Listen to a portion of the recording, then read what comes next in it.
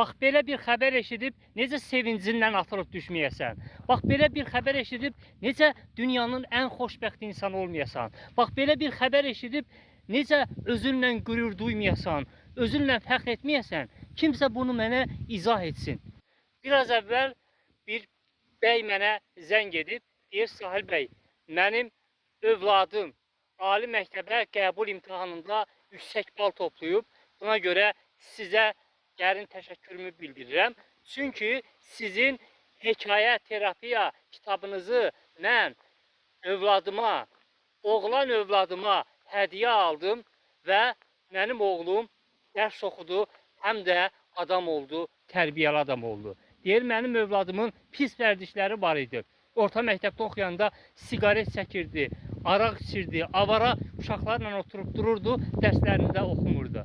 Amma sizin kitabınızı övladıma hədiyyə edəndən sonra həm övladım dərslərini oxudu, həm də ki, tərbiyəli, gözəl bir övlad oldu. Övladımla fəxr edirəm, deyir. Buna görə deyir, Sahil bəy, sizə təşəkkür edirəm. Belə xəbər eşidəndə mən də elə bil ki, bax o ali məktəbə qəbul imtahanında yüksək bal toplayan insanlarla yüksək bal toplayıram. Sanki özüm o yüksək nəticəni göstərmişəm. Baxmayaraq ki, özüm də dövlət qulluğuna qəbul imtahanında mümkün 100 baldan 96 bal toplayıb respublika birincisi olmuşam. O yüksək nəticə göstərmə təcrübəm mənim də var. Amma buna baxmayaraq yenə də dostlar, belə xəbər eşidəndə inanın dünyanın ən xoşbəxt insanı oluram mən. Ona görə mən deyirəm ki, bax bu kitabımı mütləq almaq lazımdır. Mütləq. Başımla cavabdeyəm bu kitaba ki, bax başımla, kəlləmlə bu kitaba cavabdeyəm ki, deyim ki, bu kitab deyil, bu kitab böyük bir xəzinədir. Hər tərəfli xəzinədir. Həm sizi elmə təhsilə həvəsləndirəcək, həm hər tərəfli motivasiya edəcək, tərbiyə edəcək uşaqları.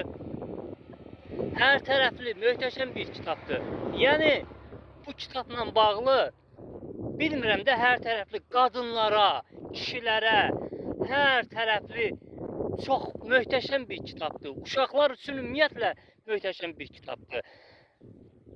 Yəni nə deyim, yəni elə insanlar olubdur. Hətta bu günləri mənə çox zəng gəldi. Məsələn bir qadın mənə zəng eləyibdi. Sahil bəy, mənim çox şəxsi problemlərim var idi. Depressiyadaydım. Sizin o kitabınızı oxudum.